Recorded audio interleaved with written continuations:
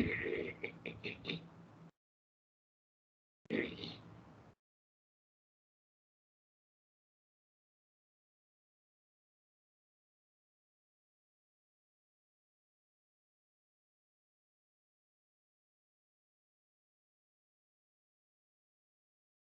morning, everyone. Good morning, sir.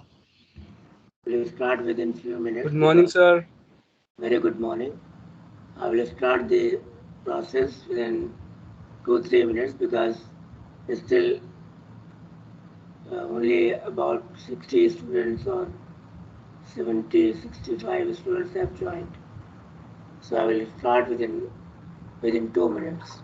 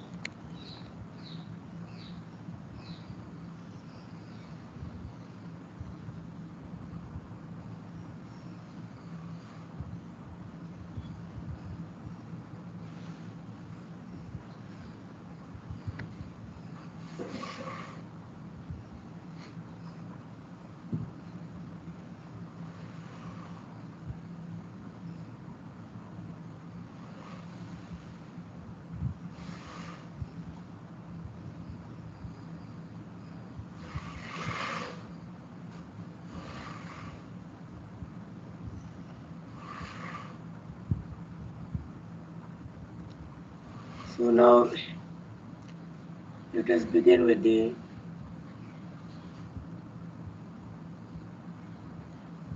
carbonization of coal. If you remember in our first lecture we have discussed that there are certain fuel which are known as secondary fuel. They are obtained from primary fuel by doing certain modifications on it so as to increase or improve the combustion characteristics of that fuel. So one such fuel, solid fuel, is coke,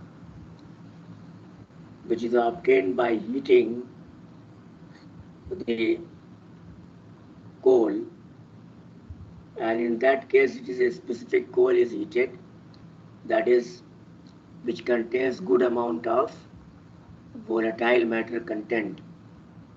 So if it has a good amount of volatile matter content, that is higher than 4 to near about 12% volatile matter content is there, only that coal that is bituminous type is heated in absence of air in a well-designed oven. Since it is in the absence of air, so heating will be done, but combustion will not take place. So therefore, that what are the volatile matter content? These are the hydrocarbon molecule which are trapped inside the coal structure. So when good amount of volatile matter content and hydrocarbon content is there in the coal, when it is heated, it first it is oozes out from inside through the pores, and first of all the plastic material is obtained. Then upon continued heating, the the hydrocarbons are vaporized and they comes out, and whatever structure is remaining, it is a porous lustrous mass, isn't it, from where hydrocarbon has been taken out, and therefore then it gives you a porous lustrous mass which is known as coke. Now since this coke is a porous, having porous structure, therefore the surface area increases and the combustion characteristics or combustion behavior improves. So that is why they are known as coke. So this is how the coal can be converted into coke. You see, peat, which is a semi-solid, cannot be converted. Similarly, the lignite is also not still it's not, it has not attained the uh, complete coal structure, so that cannot be heated by this process. Similarly, the anthracite, where the volatile matter content is very less, that can also not be converted into coke.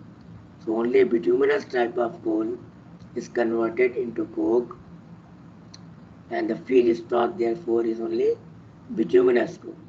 Now there are two types of carbonization process which takes place, which are uh, which are that are used. One is high temperature carbonization process. This is something about one more thing. Therefore, the coal which can be converted into coke is known as coking coal. The coal which has a high percentage of volatile matter content, isn't it?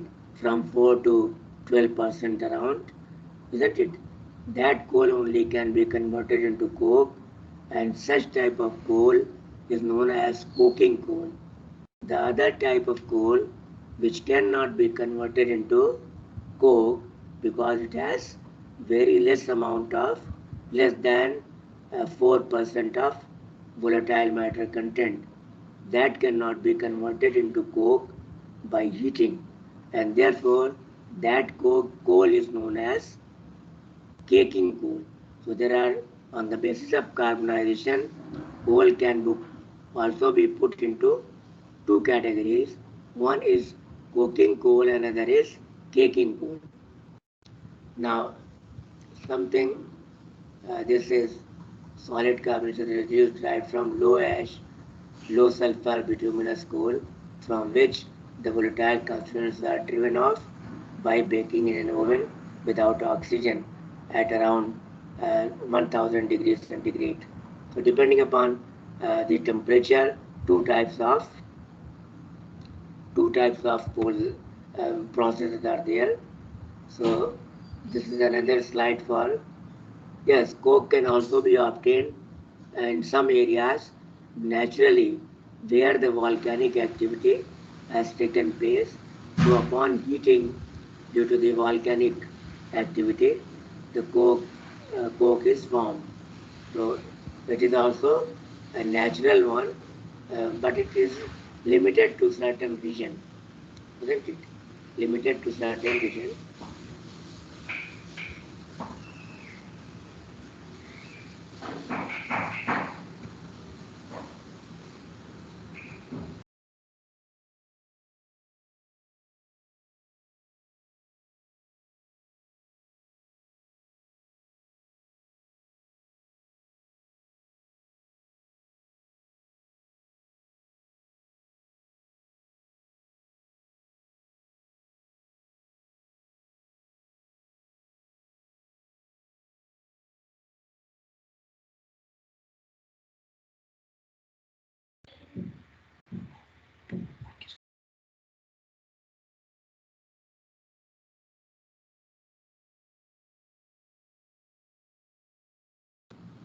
So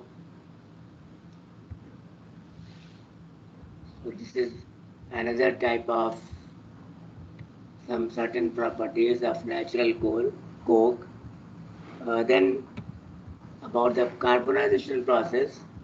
The carbonization process are of two types. I have just told you that the low temperature carbonization and high temperature carbonization. In the high temperature carbonization, we are using a good quality the good quality coke, where we have less amount of ash content, less amount of sulfur content, and good amount of volatile matter content. Then it is heated to near about 925 degrees centigrade in absence of air in a well-designed oven, which is one known as Otto Hoffmann reactor. This one, Otto Hoffmann reactor. This Otto Hoffmann reactor. So that is heated in the Otto Hoffmann reactor. I will show you the diagram of Otto Hoffmann reactor. So it is heated at 925 degrees centigrade. The advantage of, and therefore it will yield a very good quality metallurgical coke. This will high temperature carbonization, where you are using a low ash content coal, low sulfur content coal, and it is heated to high temperature, that is 925 degrees centigrade in absence of air, so that no combustion will take place, and it is heated in a well designed oven, that is Otto Hoffmann reactor. Then whatever you get is a good quality metallurgical coke. You see, the advantage of Otto Hoffmann reactor is that the byproducts which are obtained as the result of heating, whatever hydrocarbon molecules are taken out from inside the coal, they are also collected at various locations in the Otto Hoffmann reactor. So all the byproducts, which are many of them are valuable products, isn't it? They come out, and therefore they can be collected and can be utilized. But then you have the low temperature carbonization process, where we are using generally a low quality, where there may be slightly more ash content or more sulfur content, along with low volatile matter content, that is the more than 4%, isn't it? But it is not 12%, around 12%. So it is not that. The lower ash volatile matter content coal is bituminous coal, is heated into this type of oven at 700 to 750 degrees centigrade temperature. So therefore, and as the result of this carbonization process, this is done in another type of reactor, which is known as beehive reactor or beehive oven, isn't it? So why it is like a beehive where pigeonholes are there, isn't it? You must have seen the beehives. So it is like that. In those beehives, coal is introduced and then it is closed so that no air can go into it, and then it is heated at 750 degrees centigrade. And since the temperature is low, but we are using the poor quality coal into this, therefore you get a poor quality domestic coal, which can be used for the say for boiler. It can also be used for domestic purposes. So that is why it is known as the domestic coke. Domestic coke. This is obtained by beehive process, when you heat it, the coal at 725 degrees centigrade, isn't it? 700 to 750 degrees centigrade. The disadvantage of beehive process is that it is a cement structure, isn't it? Where the byproducts cannot be collected. So they are wasted, they go waste, and therefore these two types of carbonization process are there. I have not taken the diagram of or the diagram of the beehive reactor, isn't it? It's very large and only the pigeonholes are there where it is heated, isn't it? And it is made up of cement structure. Here I would like to show you the structure or the designing of Otto Hoffmann coke oven reactor. Here you see that these are the columns where coal is put in, isn't it? Coal which you have to convert it into coke. It is put in here. Then it is heated in absence of air so that same process will take place. The heating will be done at 925 degrees centigrade so that hydrocarbons which are trapped inside the coal structure, they ooze out from the pores. They first of all form a plastic material, then upon further or continued heating, the plastic that in nature goes, and the liquid which is obtained outside plastic hydrocarbon which is obtained on heating evaporates, and you get a porous lustrous structure which is having high surface area. Beside this, whatever the hydrocarbons are coming out, that will be collected here. Coke, this is known as coke oven gas. Coke oven gas. Now this goes into the first trap where liquid ammonia is sprayed so that tar is collected at the same time. Nuclear, that is coal tar is collected here, and ammonia can be taken out. Then in the next one, you spray water. Next trap, you spray water so that whatever remaining ammonia is there, that will come out here as ammonium hydroxide, isn't it? Then it goes into the third chamber where very cold water is sprayed and you get naphthalene, etc. That is polycyclic hydrocarbons. They are collected here in the third chapter. You can take it out from here, isn't it? From the openings from here. Then into the fourth chamber where you spray petroleum, isn't, or you spray that, and benzene, etc. That will be an homologous of benzenes, isn't it? They will be collected here. Then you remove the sulfur from here because sulfur might have come as H2S, isn't it? By heating, isn't it? So that sulfur will be removed by these two, the presence of ferrous, ferric oxide, and therefore this will form ferric sulfide, isn't it? And sulfur is removed, and purified coal gas can be collected, isn't it? Which can be further used for many processes. So this is how the coke oven, that is Otto Hoffmann reactor works.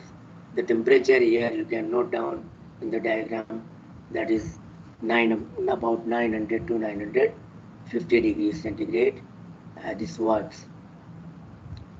Now next thing is conversion of coal into liquid fuel.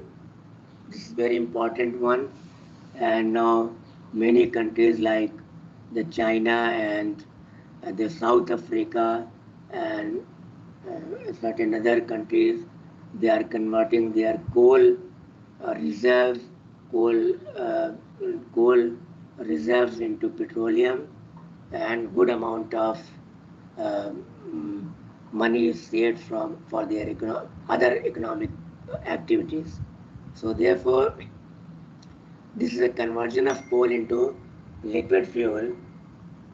Here, what is done, that there are two types of processes, you see, and both these processes, they are known as the direct coal to liquid conversion and indirect coal to liquid conversion.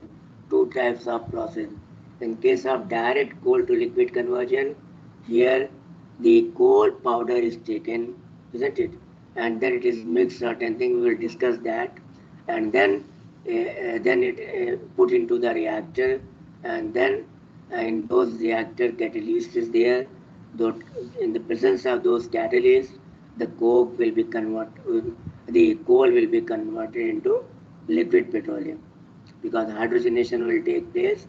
More hydrogen will be added into this. So we are also adding hydrogen at certain stage, and therefore this will be converted into the petroleum, and which resembles very much like that of petroleum which you obtained from the oil well, and then you can fractionate it and get various components of the petroleum, isn't it? Such as gasoline, diesel, kerosene, petroleum ether, etc. You can obtain from a fractionating column. So these two types of processes are there. In the indirect process, you are not adding coal directly, rather than you take, we will discuss this, that coke is taken instead of, first of all, coal is taken, which can be converted into coke. Then from the coke, syngas is obtained, isn't it? We'll discuss that. And then this syngas is utilized in the reactor, where this syngas will be converted into liquid petroleum, isn't it? So that is why it is known as indirect process. One thing that these two processes were developed by the German scientists. The direct process was developed by by Burgess, and that is why it is known as Burgess process or Burgess synthesis. And the indirect process was developed by another two German scientists, which is known as, they are known as Fischer and Tropsch, and that is why it is known as Fischer and Tropsch process.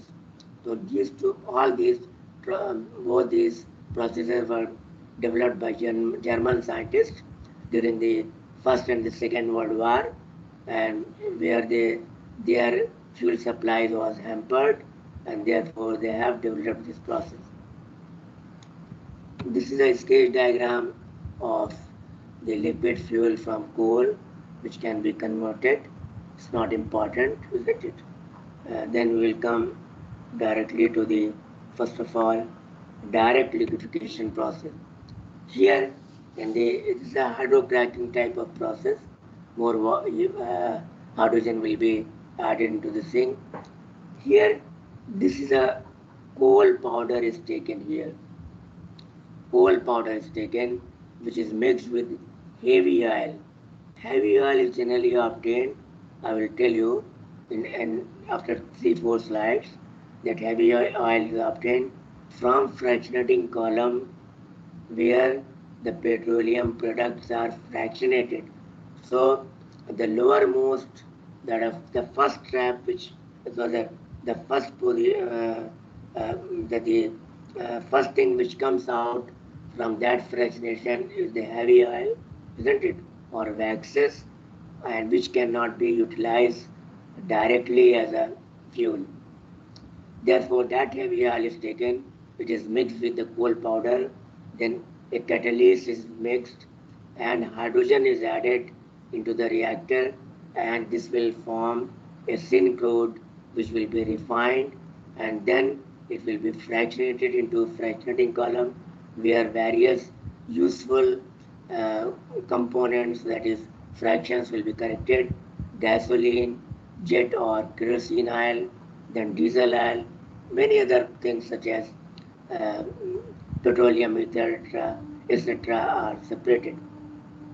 So this is the diagram that you can see, the process by which is known as direct liquefaction process, which is also known as Burgess process.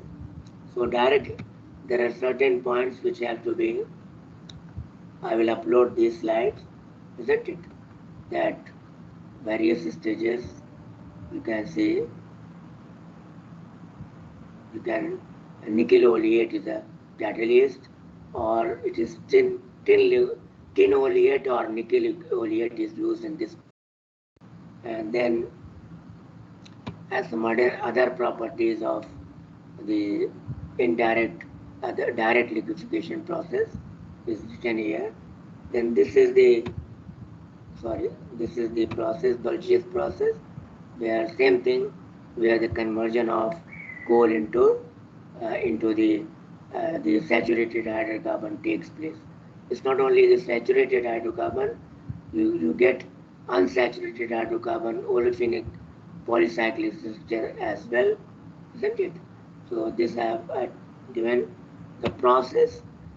Burgess process looks like this. Here you see reactor.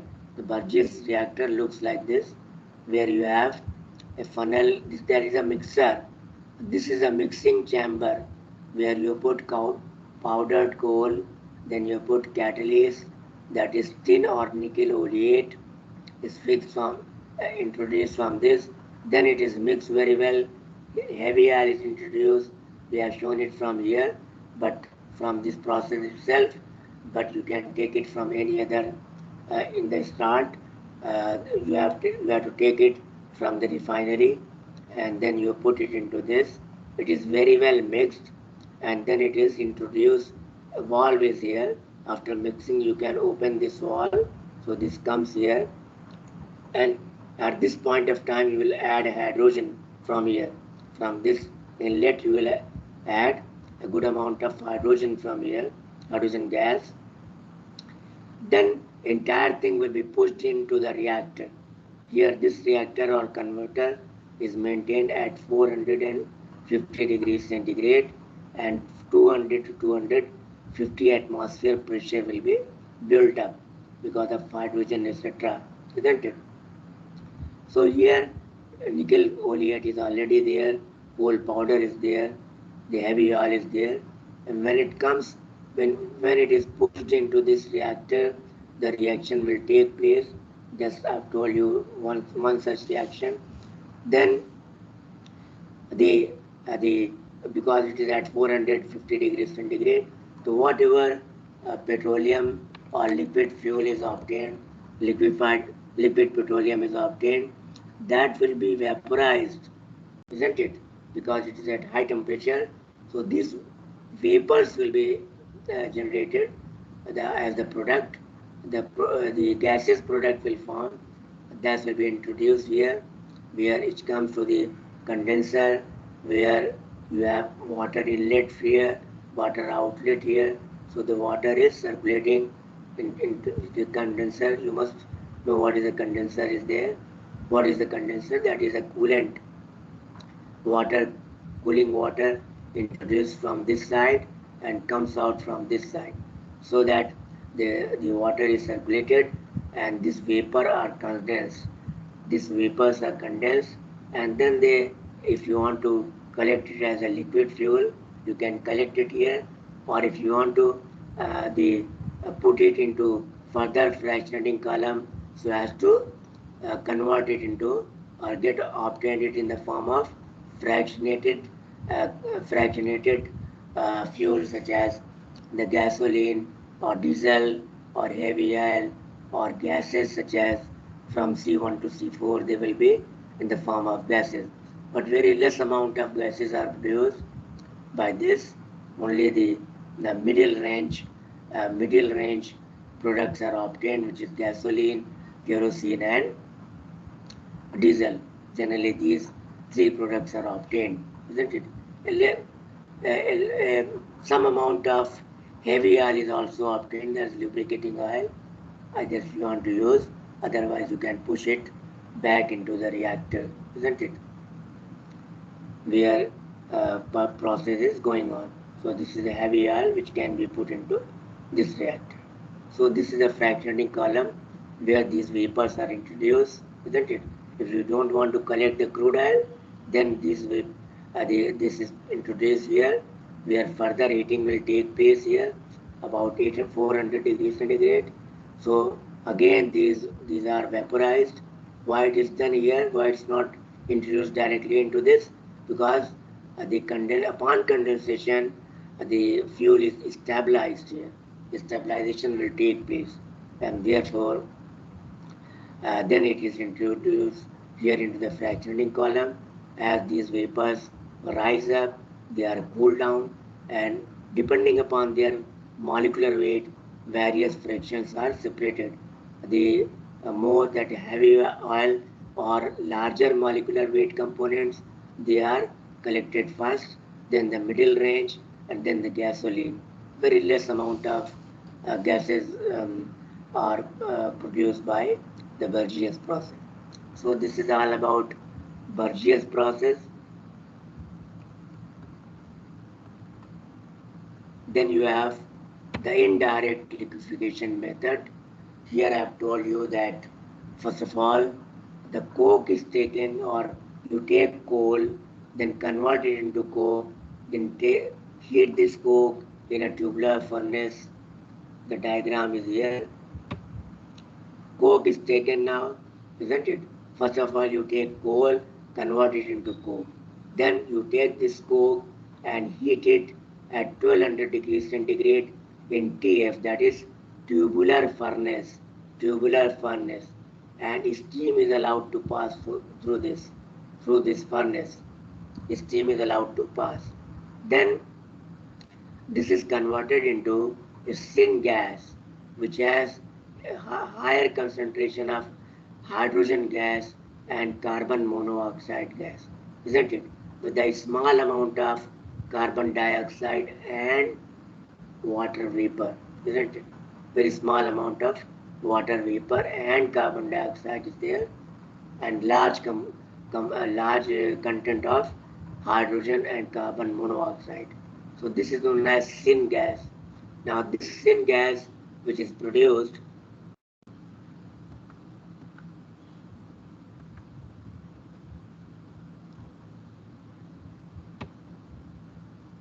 same thing which I have told you, syngas is produced here, and then it is introduced into the reactor. This is the reactor where this is the process. This is gas or syngas will be used where cobalt or iron catalyst is taken, isn't it? Then it will produce hydrocarbon plus H2O plus carbon dioxide, isn't it? So various types of components are formed there. Paraffinic type, the straight chain, the branch chain paraffin. Then you have the olefins. You have the polycyclic structures. All type of work there. But by this process, largely we are getting the straight chain hydrocarbon, isn't it? The straight chain hydrocarbon where the cetane number is very high, isn't it? Is exceptionally clean and burning. That is, diesel is generally obtained by this process. So here you can see the process is known as Fischer-Tropsch. I have told you, isn't it? Then the Fischer-Tropsch process is this one. Here you are introducing syngas. It's not, it is water gas is given. It's not water gas, it is syngas, isn't it? So you can, from the diagram, you can correct it. It is not water gas, it is syngas, isn't it? Which is introduced here. Then, if hydrogen is required, then more hydrogen can be introduced, isn't it? Then, first of all, that first chamber, that is purification unit is there, gas purification unit, where sulfur, inorganic sulfur, will be absorbed by Fe2O3, which will be converted into the sulfide of iron, and then it introduced into the second chamber, where you have Fe2O3 plus sodium carbonate, so that the organic sulfur is trapped here. In the first chamber, the inorganic sulfur. In the second chamber, organic sulfur will be trapped. After that, it goes into this side where it is compressed by a compressor and increase the pressure from 5 to 25 atmosphere. Then it is introduced into a reactor. You see, until now we have not added any catalyst. In this case, the catalyst is there put into the catalytic chamber or the reactor. Catalyst chamber or the reactor, there is a bed of catalyst. Catalytic bed is here, and which is composed of the cobalt powder, which is 100 parts, thoria, that is thorium oxide, 5 parts, magnesium oxide or magnesia, which is 8 parts, isn't it? So the main catalyst is cobalt, or you can take iron here, isn't it? And thoria and magnesia, they are catalytic promoters. They themselves, they are not catalysts, but they are catalytic promoters. Then this entire powder is mixed in a type of soil which is known as Kesal Gad. Kesal Gad, isn't it? So Kesal Gad is a soil which is a porous soil. So it is an entire thing is mixed into the Kesal Gad. So 100 part you are taking cobalt. So therefore 200 parts you are taking Kesal Gad, double of cobalt, isn't it? So that this cobalt and magnesia and thoria, they are spread to a larger volume. That is why we are adding Kesal Gad. Then it is spread, it is present in the catalytic bed. The temperature of this reactor is about 200. It's not written here. You can note down. It is about 200 to 250 degrees centigrade. Temperature of this gas. It is not written here. So you please note down that it is 200 to 250 degrees centigrade. Temperature is there. So the reaction will take place, and you'll find that the gaseous products are formed, which are introduced into the condenser, same thing as earlier, and it will be condensed, so that it is also stabilized, plus liquid. If you want to take liquid crude, you can take out from here. Otherwise, you can put it back into the fractionating column, where it is heated to 400 degrees centigrade, and various fractions you can collect here, isn't it? Heavy R is very less, but mainly you get gasoline of up to a lesser concentration, that is less amount of gasoline, large amount of diesel oil and kerosene will be obtained by this process, isn't it? So this is a Fischer-Tropsch synthesis. The history I have uploaded. You can after you can read from this. There's no need to go into this, isn't it? At present, there's a company which is known as Sasol. Sasol is using this technology, mainly both type of, that is the Burgess process, that is direct coal to liquid conversion, or indirect coal to liquid conversion. Both processes are used by the Sasol company, which is based in South Africa, and also it is being utilized, the similar type of process, by China. We know that we have a good South Africa and China has good amount of coal deposits, isn't it? So they have developed this process and modified it rather. That basic process was developed by Fischer and Tropsch and Burgess, isn't it? But now new catalysts have come up, which has better conversion efficiency, much better than the old tin or nickel oleate or bi-cobalt.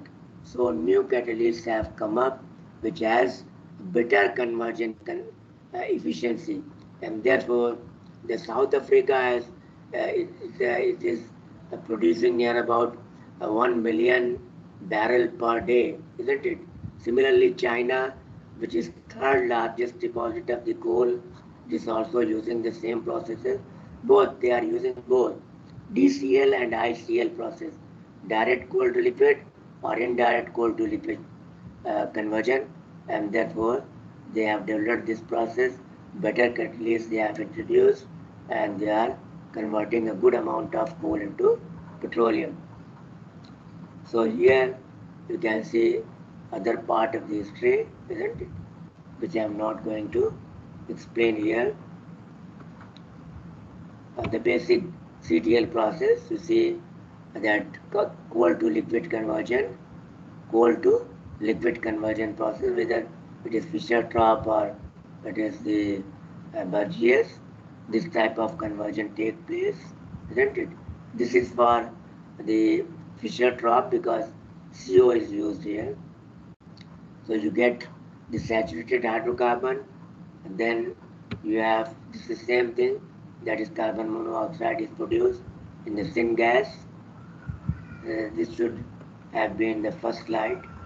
Then another type of paraffinic hydrocarbons are also olefin and paraffinic hydrocarbons. They are obtained by the Fischer-Tropsch reactor because you are using CO carbon monoxide and hydrogen. Water is produced and the olefinic type or paraffinic type of hydrocarbons are produced. You please remember this, go through this, these two reactions. These are main reactions. Main reaction is these two. Then in the Fischer-Tropsch process, there are certain side reactions also taking place.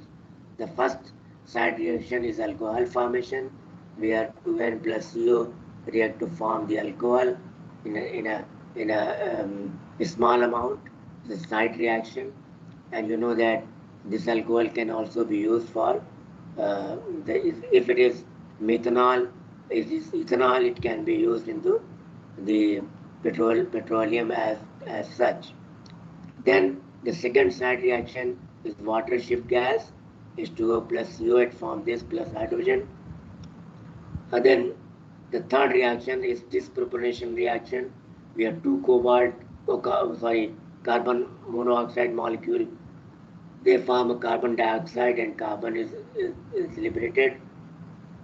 The fourth reaction is coke formation, and the fifth reaction is carbide formation of catalyst. Whatever catalyst you are taking, metal, that is converted into metal carbide. So these are certain side reactions. Please remember the main reaction and the side reaction. They may be asked in the examination or the test. So therefore, please remember this.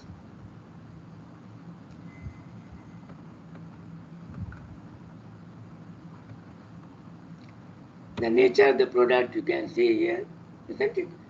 These olefin-rich products with N in the range of 5.5 times. In this process, I will upload this slide. You will be able to know this. These are catalysts for Burgess process and FT process. Now petroleum. The second important fuel is petroleum. Now before going into the petroleum, let us take the attendance first and then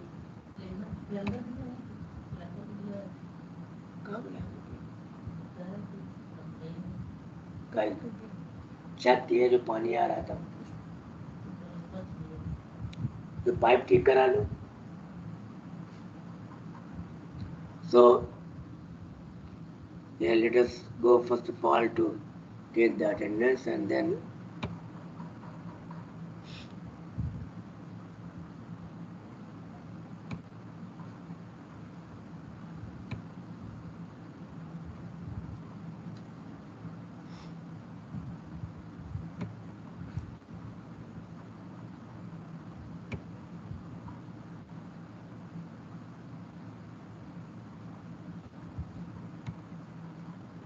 now again coming over to petroleum.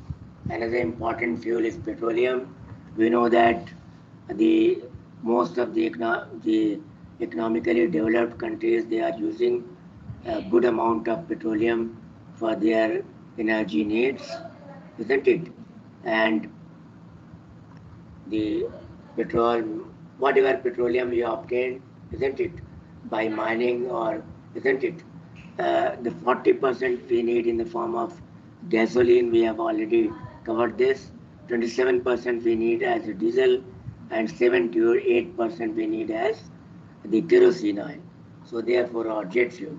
So therefore, this is our requirement, and the most important thing is when we obtain coal or petroleum by our mining or by oil well, it is the we can it is in the form of emulsion of saltish water and oil, where soil particles are also mixed in.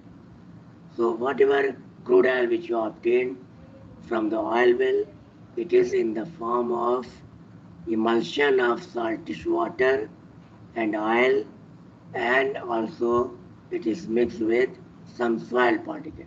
So first of all, it is stand into a column made to stand for some time, where the soil particles are settled down, isn't it?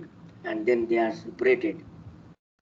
Then whatever emulsion we are getting, that has to be this is the crude oil which has to be, this is a composition. I will upload this slide, you can know.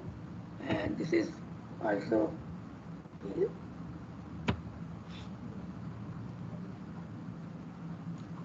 crude oil is unprocessed oil which is obtained from oil well, and therefore depending upon the nature of, you see, the crude oil which you obtain is of three types. One is the paraffinic based type, where you have a good amount of straight chain hydrocarbon and lesser amount of polycyclic structure and benzene type of structure. The second type of crude oil which you are getting, it is the asphaltic based type, where less amount of paraffinic hydrocarbons are there and more of polycyclic structure, or the cyclic structures are there. The third type is mixed base type, where both the paraffinic and asphaltic type of hydrocarbon molecules are there to the equal extent. So that is why it is mixed base type. And depending upon their whether it is paraffinic base type or whether it is asphaltic base type and whether it is of mixed base type, they vary in their color and their viscosity, isn't it? So that is, but basically once they are obtained, they are obtained in the form of emulsion. So first thing is to refine our crude oil. How you do that? First operation is that you allow it to settle down, stand for some time, so that soil particles are settled, and you take out the soil particle. Then you have emulsion of saltish water and oil, because saltish water is there. At the same time, for oil exploration, you dig two wells, isn't it? One is deeper, another is shallower, isn't it? From the deeper bore or pipe, you introduce saltish water, because this oil is generally present in the pores of the rock. That is why they are known as petroleum or rock oil. They are present in the pores of the rock, isn't it? So once you introduce this saltish water, because water is heavier, they go in, they replace those pores, and they replace the oil from that pore, and they go in, and this oil comes up into the upper layer. It comes, isn't it? There are many oil fields where already a good amount of oil is present outside the rock, isn't it? So once you bore the well, you put the saltish water, the oil will pump out, isn't it? So that is why it is mixed with the saltish water and oil and the soil particle. Then the first thing is refining. So first of all, you do the refining where the soil particle is removed. Then you have, these are certain molecules which are there. Let us come to the refining of crude oil.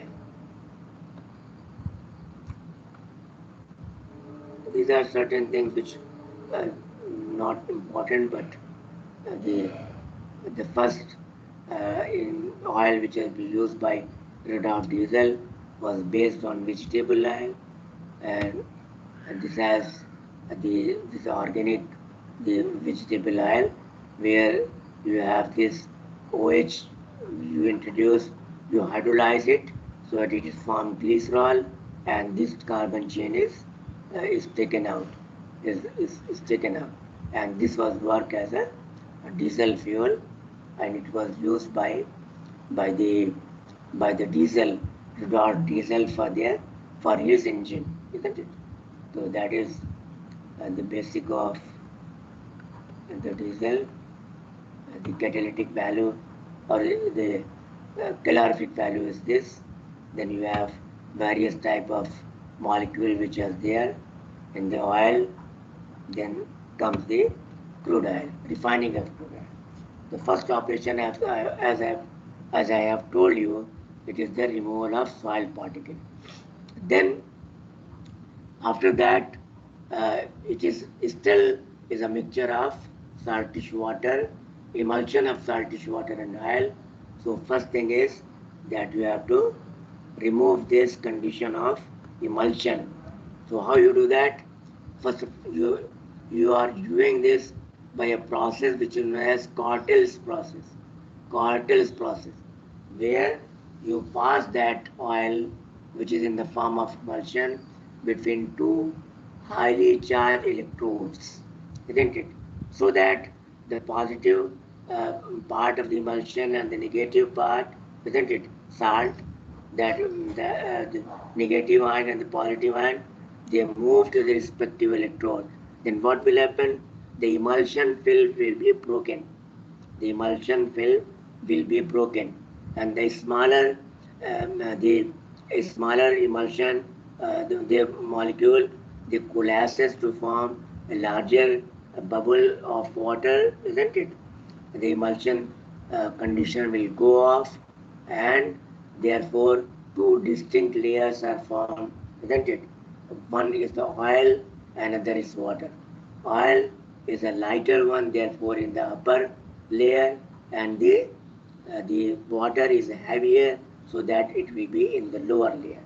So two distinct layers are formed, isn't it? Where by these passing through these highly charged electrodes, which is known as Cartel process, isn't it? Because of movement of the ions to the respective electrode, what will happen? That emulsion film will be destroyed, and the water and the water and two layers of water and oil will be generated. Now you can take out water from a below layer, lower layer, and then you can separate the oil. So this is the second process, Cartel process. Then you analyze your oil for the presence of sulfur. Then the required amount of copper oxide, calculated amount of copper oxide will be added, so that inorganic sulfur, whatever is there, that will combine with copper oxide, react with copper oxide, and will be precipitated as copper sulfide. You can filter it off, and sulfur will be removed. Then you put it into a fractional distillation column, because still it is refined crude oil, but it is having the hydrocarbon from carbon 1, single carbon atom, to carbon atom 37, isn't it? And all types of molecules are there, that is straight chain, branch chain hydrocarbon, the olefinic type of, then polycyclic hydrocarbons are there. Then you have the polycyclic, the cyclic structures are also there, that is alicyclic type of structures are also there, such as the cyclohexane, cyclopentane, isn't it? All these type of molecules are there. So therefore, and which cannot be utilized as such very well as a fuel, and therefore you fractionate it, isn't it? And you will fractionate it to get various type of components separately. Here, this is the fractional distillation column, where you introduce crude oil. From here, refined crude oil. You are introducing refined crude oil. from here, then it is heated in a furnace because there is no oxygen, therefore it will not be burned, isn't it? It is heated to 400 degrees centigrade in this furnace, so it gets vaporized and it is introduced into these vapors. They come into the fractionating column, which looks like this. And first of all, heavy oil is collected when it's cooled down to near about slightly lower than 400. Then the lubricating oil, waxes, etc., asphalt, they are deposited here. Then remaining oil vapor, isn't it? They rises up, and as they rise up, they are cooled down, and various fractions such as fuel, oil, diesel oil, kerosene, gasoline. This is very few important products or fractions have been shown. You have the naphtha somewhere here, isn't it? And before that, you have petroleum ether also from here. And the gaseous products, which are from C1 to C4, they can be taken out from the top. So the top, you are getting gases. Important products you are getting in the middle, and then the waxes or heavy oil you are getting in the bottom. You see, because we are having a good amount of gas or the high molecular weight components, therefore what is done, that which is more than which can be utilized as gas. So this can be put in the refinery into a polymerization tank, very small molecular weight can be combined to give you higher molecular weight gasoline, kerosene, and diesel, isn't it?